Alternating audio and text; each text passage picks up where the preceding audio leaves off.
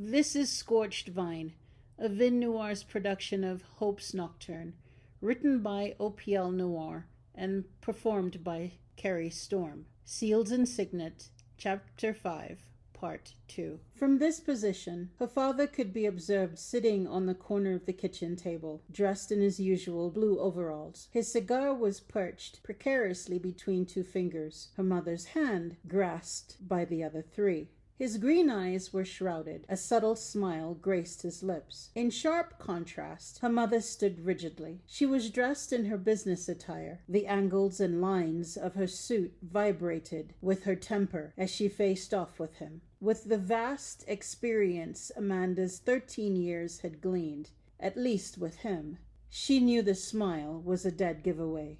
He was mad. With his head slumped forward, he looked down. Amanda wasn't sure at what. It could be his old boots, or maybe the stone floor. But from the expression on his face, the floor seemed to hold some fundamental truth he could only stare at for the moment. One he would no doubt deliver with his characteristic dulcet tone. She could almost hear him swallow, and see her mother shift her weight apprehensively from one foot to the next. Uh-oh. Amanda repositioned herself, going flat on her belly. Leverage may have been ineffectual in this instance. I know what I said. He looked up at her. We are in the midst of a costly expansion, and with it comes some growing pains. But none of this means anything if we lose our daughters in the process, he argued, his voice low, his smile still in place. And please explain to me how showing so much of her legs and the outline of her form builds character. You know as well as I do, the baggy way she prefers to wear her clothes and her uniform makes her look sloppy, Amelia hissed, shifting to the other stiletto as well as tactic. It speaks volumes about her character. Apart from not caring how she dresses, it says she lacks discipline and isn't likely in control of other areas of her life. Amanda's jaw dropped. She's getting older. You've got to stop coddling her. Amelia slipped her hand out of his grasp.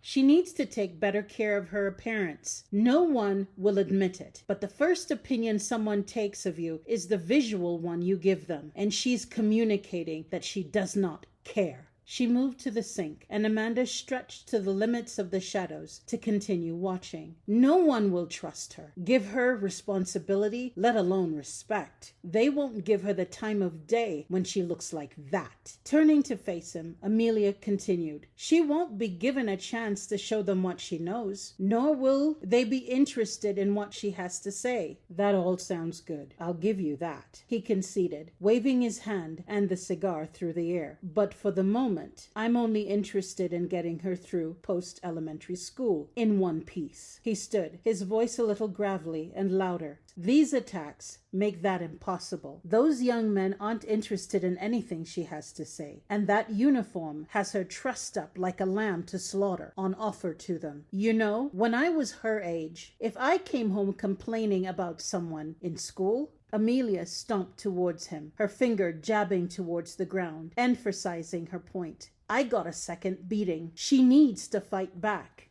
Silence. Lionel sat back on the edge of the table, a smile once again in place, and stared at her. Okay, she huffed, raising both hands. She walked to the back door, out of Amanda's view. Fine, I'll speak with the Dean of Student Affairs again.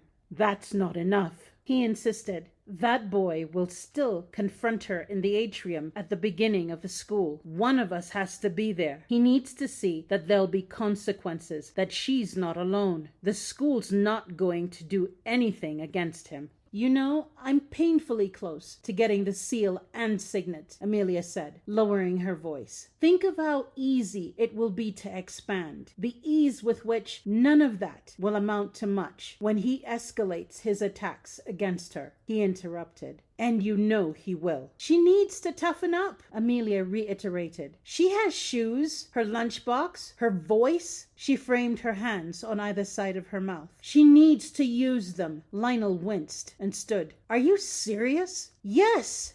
Silence. They were almost nose to nose. Look, no one has someone to look over them all the time. No, Lionel disagreed. I thought that was our job. What is she going to do at assembly when we can't be there? She stepped even closer to him. You know as well as I do this world is a meat grinder, she hissed, pointing to the floor again. Should something happen to us, your family wouldn't wait until we're cold in the ground to run roughshod all over her. That is, of course, if the guild doesn't beat them to it. I know firsthand it's never fear. Empire-sanctioned thievery doesn't feel good. And you're right. They won't care how she's dressed. She needs to start fighting back. Learn how to use everything at her disposal, or they'll make mincemeat out of her. Then take what she has left. Who will stand with her then? I don't agree with that, Lionel said, folding his arms across his chest, cutting off her advance.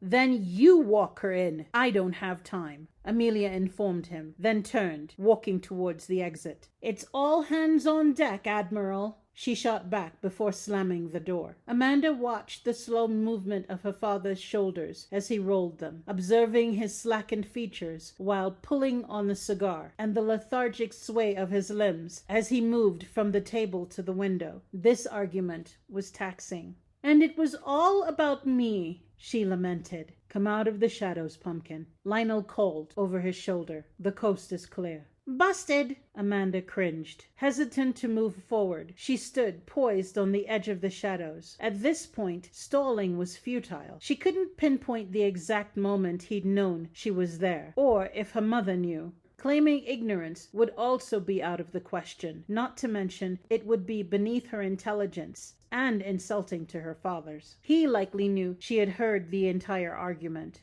Apprehension had Amanda second-guessing her surrender of the shadows. Today's indiscretion carried new consequences. The sting of unguarded words was painful. Her mother thought of her as not only sloppy, but also undisciplined and weak, descriptions she hadn't heard her father refute. Amanda now had to defend her actions in the face of her father's disappointment, a disappointment in her that until today she had not known was there. Scrubbing the tears from her face, she reasoned, I'm not weak. Smiling, Amanda left the shadows and stepped forward.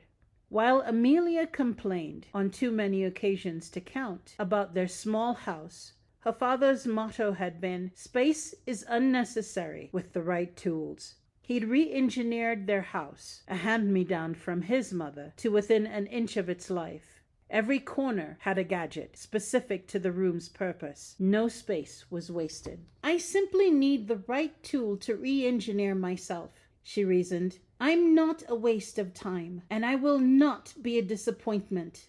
Or mincemeat. She was angry. They were early. Even if she and Anna took the bus, which was highly unlikely, they would still get to school before the doors were opened. She frowned at her father as he guided her towards the table. They both sat in the chair this time as he wiped her cheeks. He spoke about the trauma her mother experienced, while the accusations that same mother leveled against her looped through her mind. I've heard this before, she sighed. It changes nothing. Some people cope with loss differently, Amanda, Lionel explained. They'll all make mincemeat out of her. She remembered Amelia's claim, and Amanda recoiled. They harden in response to pain, he continued. Our world has no time for sloppy, undisciplined people. Amanda flinched at that recollection. She meant me. Lionel sighed, shaking his head, but he persisted. This is a kind of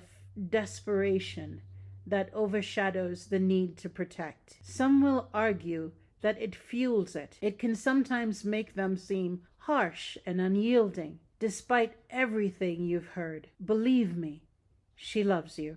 She said that my words, my thoughts mean nothing, she mentally yelled. She said that they won't hear or see me because I'm weak. Amanda swallowed. I hope you don't believe that. I don't.